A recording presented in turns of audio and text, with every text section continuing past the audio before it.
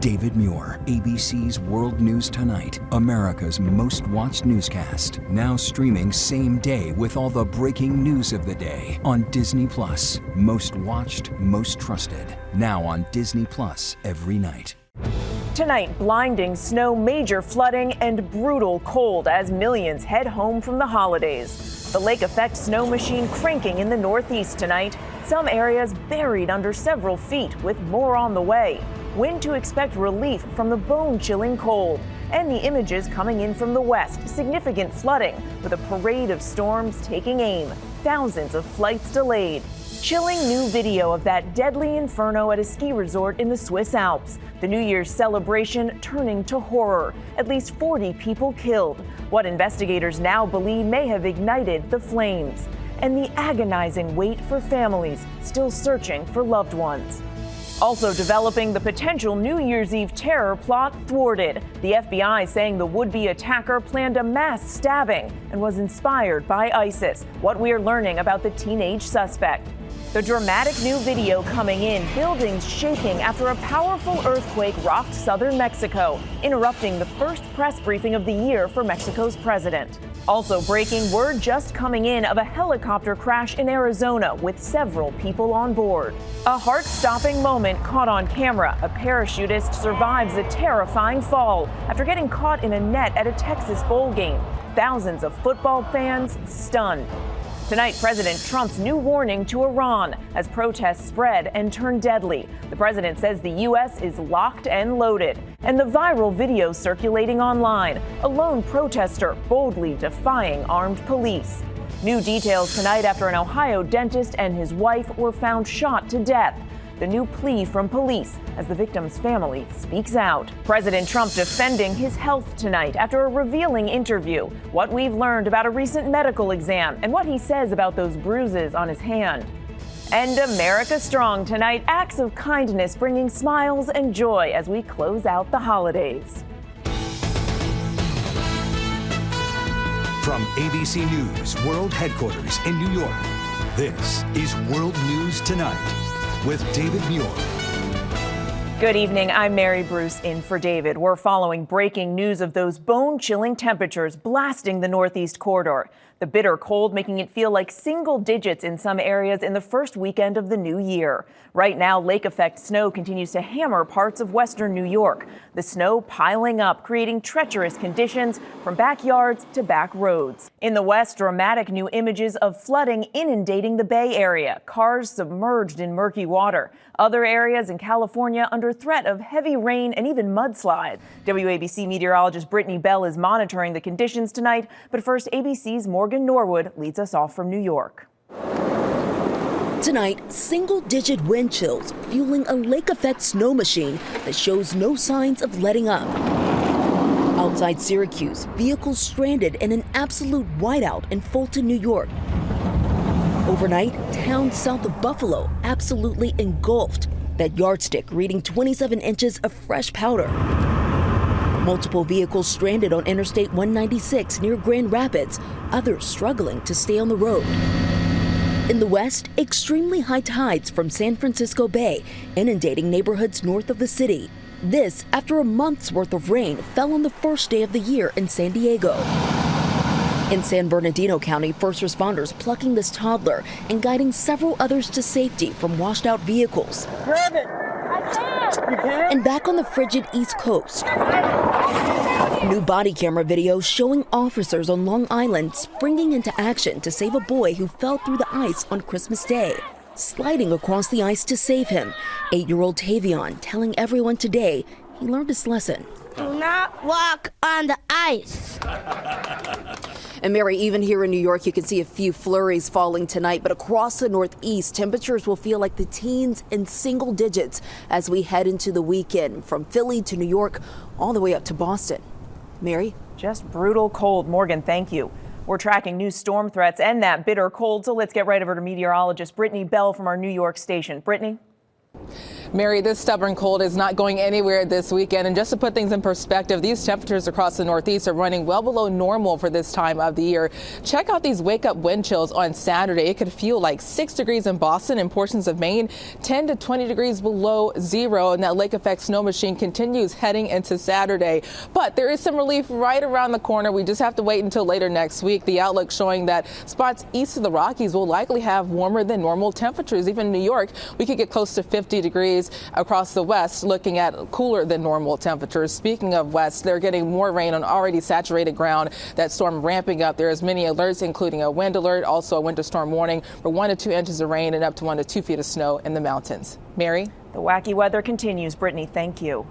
Tonight, officials now believe sparklers likely touched off that deadly fire that killed dozens of people at a bar in Switzerland. Investigators looking at video of the New Year's tragedy that shows the alarming moments as the flames quickly spread and a party took a terrifying turn. Here's ABC's foreign correspondent Tom Soufi-Burridge. Tonight, new video capturing the harrowing moment, flames start engulfing the ceiling inside a bar in the Swiss Alps early New Year's morning. The video shot by a boy who was severely injured in the fire shows a celebration quickly turning into horror. Look closely and you can see multiple celebratory sparklers and the orange glow above them, where part of the ceiling appears to have just caught on fire. Swiss officials say they now believe the deadly inferno that killed at least 40 people and injured nearly 120 more was likely caused by those sparklers. The investigation is ongoing, with authorities poring over video from that night. At one point, a man tries to extinguish the flames with what appears to be a piece of clothing. People desperately racing to get away from the scene as fire consumes the bar. Letitia's 16-year-old son, named Arthur, was at the bar to celebrate the new year and is now missing. All I want is to find my child, she says. And Gregory telling us his best friend, Thailand, is also missing. Maybe he's dying in the fire, maybe he's alive. And there were so many people. Victoria, a survivor, telling me in the crush, many people couldn't escape the underground bar. It was like a horror movie.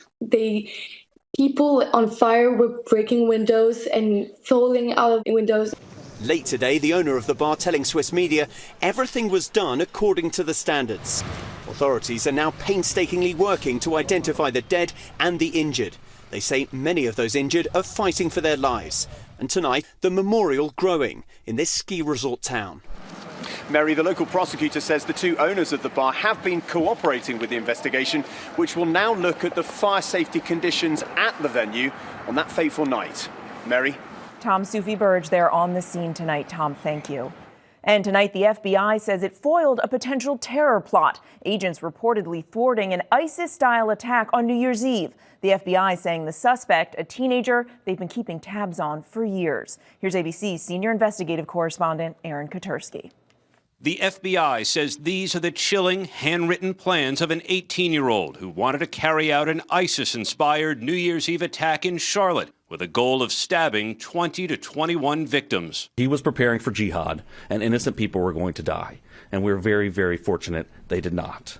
Federal prosecutors said the teen, Christian Sturtevant, plotted to target a grocery store or a Burger King with these hammers and knives that the FBI said were found Monday under his bed. Investigators said they found this page, the New Year's Attack 2026, in a garbage can, and a second handwritten page entitled Manifesto of Jihad in the kitchen trash. This investigation highlights the very real threat posed by people who self-radicalize online. Sturtevant has been under investigation since he was 14, when the FBI said he was in social media contact with an ISIS member who directed him to dress all in black, knock on people's doors, and attack them with a hammer. Last month, investigators said Sturtevant reached out to someone he thought was an Islamic State operative who's actually an undercover counterterrorism officer with the NYPD, showing this image of weapons and pledging, "I will do jihad soon." Tonight, Mary, the U.S. Attorney General says this sting operation saved lives. The teen is being held on a terrorism charge. Could put him away for 20 years, Mary.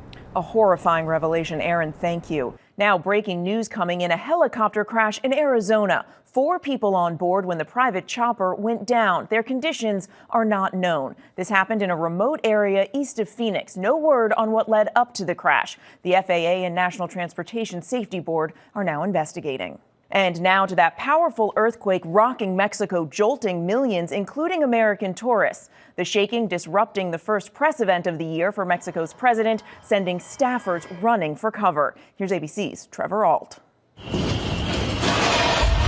Tonight, dramatic video showing buildings swaying after a powerful earthquake rocked southern Mexico, injuring at least a dozen people. The 6.5 magnitude quake striking the state of Guerrero this morning, just north of the popular resort city of Acapulco, tourists fleeing to the streets. The shaking felt nearly 200 miles north in Mexico City. Chunks of debris seen falling off the side of this building, raining down onto the street below. Joshua Appleby was visiting with his family from Texas. They all evacuated. We made it out of the building after the earthquake. A ver, con tranquilidad. ¿Dónde está? The tremors disrupting President Claudia Sheinbaum's first news conference of the new year. Authorities say no deaths or major damage has been reported. And Mary, now there's the threat of incoming aftershocks in the coming days and weeks, and there's already been several reported across the region. Mary? Okay, Trevor, thank you. Tonight, President Trump issuing a stern new warning to Iran, saying the U.S. is, quote, locked and loaded, vowing to step in if Iran kills peaceful protesters. His remarks coming amid widespread anti-government demonstrations in Iranian cities. Here's ABC's Maggie Rulli. Tonight, an ominous warning from President Trump to Iran, saying the U.S. is locked and loaded and ready to go if the Iranian regime uses lethal force against protesters. Trump posting, if Iran violently kills peaceful protesters, the United States will come to their rescue, but providing no additional details.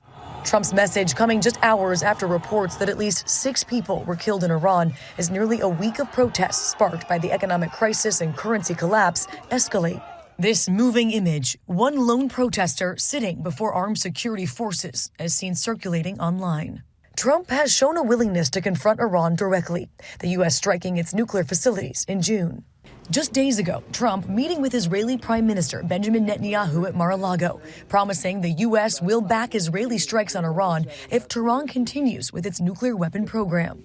In response to President Trump's latest threat, Iran's Supreme National Security Council posted to X, intervention by the U.S. in the domestic problem corresponds to chaos in the entire region and the destruction of U.S. interests.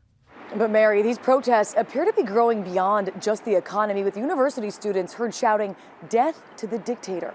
Mary? Maggie Rulli, thank you. Tonight, President Trump is pushing back against growing scrutiny over his health. The president giving a candid interview to the Wall Street Journal, making new revelations about his recent medical tests, the visible bruises on his hand, and defending his overall health. Here's ABC's senior White House correspondent, Selena Wang. Tonight, President Trump pushing back against growing scrutiny about his health, insisting in a post that the White House doctors have just reported that I am in perfect health. It comes after an interview with the Wall Street Journal where the president revealed new details about screening he received during an October visit to Walter Reed National Medical Center. For months, the president said he had gotten an MRI. I got an MRI, it was perfect. Now Trump and the White House physicians say it was a CT scan to definitively rule out any cardiovascular issues and was perfectly normal. Trump now says he regrets taking the test because of all the attention it's received. The 79-year-old president, the oldest man to assume the office, has faced increased scrutiny about his health. Images of bruising on his hands raising concern, the White House saying it's because of constant handshaking.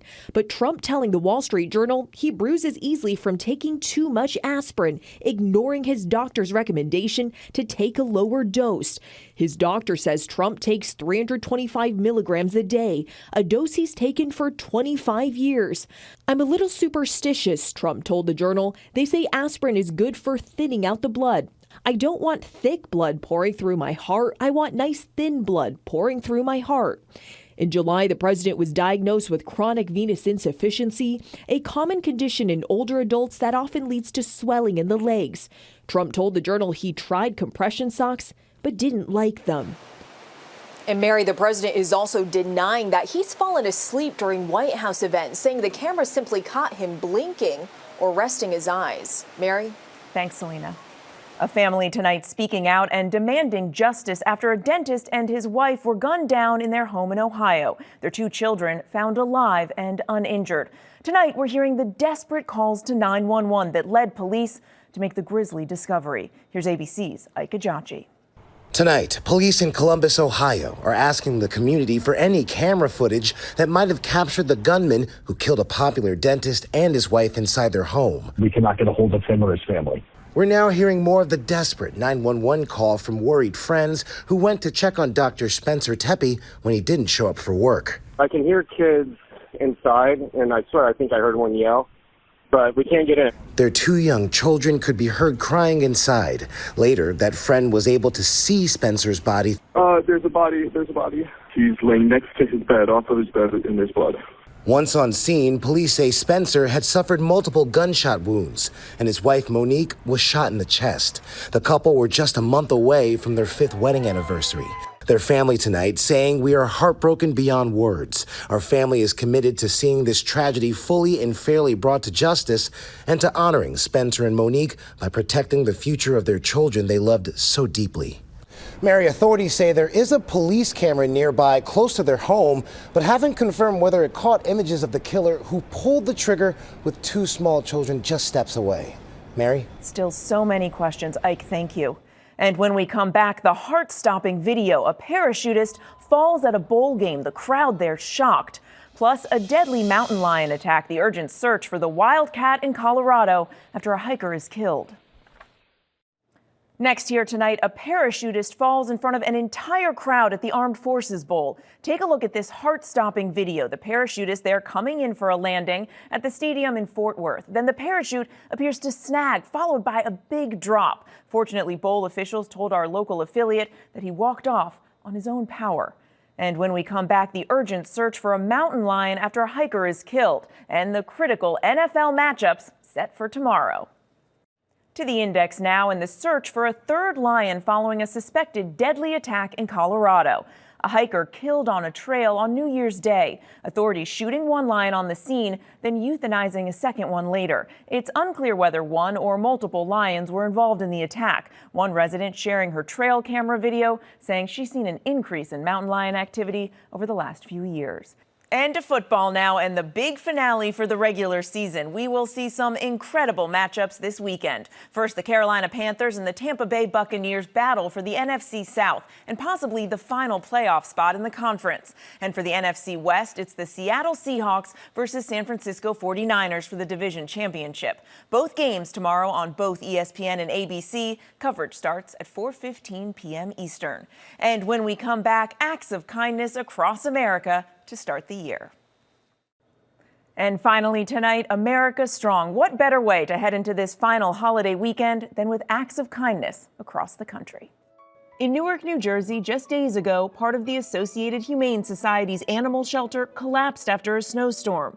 Dozens of dogs needed foster homes, and fast. The community pouncing into action, finding all the dogs' foster homes. Tonight, the shelter sending us this photo of Peanut, happy and safe in his new home, just in time for the new year. In Pittsburgh, Pennsylvania, a sweet start to the year. The Baldwin-Whitehall School District hosting their annual holiday cookie extravaganza. These high school students baking thousands of cookies for grandparents and seniors from across their community. In Santa Barbara, California, a mysterious gift. Nearly a decade ago, a Christmas blanket was accidentally delivered to the Santa Barbara District Attorney's Office. For years, the office would include it in their office gift exchange. This year, they finally tracked down who the blanket belonged to. It turns out Dad, Casey Kluver, has been struggling all year with a cancer diagnosis. After making the discovery, the office workers making a large donation towards the Kluver family's GoFundMe page and returning the blanket. The Kluvers overwhelmed, sending back a photo of them, all now holding that blanket. And in Twin Falls, Idaho, and Norwich, New York, their local holiday parades. It's a tradition they look forward to and rely on. For years now in both communities, a local business helping put them on while donating food. Chobani makes yogurt in these communities, employing thousands of workers and supporting local dairy farmers. This year alone, Chobani donating more than 2.5 million pounds of food to combat food insecurity in towns across central New York and Idaho's Magic Valley. We love the community we live in and we love to take care of them. So this is just one of the small things that we do for them to show how much we truly show up for our community. A little extra kindness to start the year. Thank you for watching. I'm Mary Bruce. Good night. David Muir, the most watched newscast in America. And now, ABC's World News Tonight has won the Emmy for Best Live News Program for the third year in a row.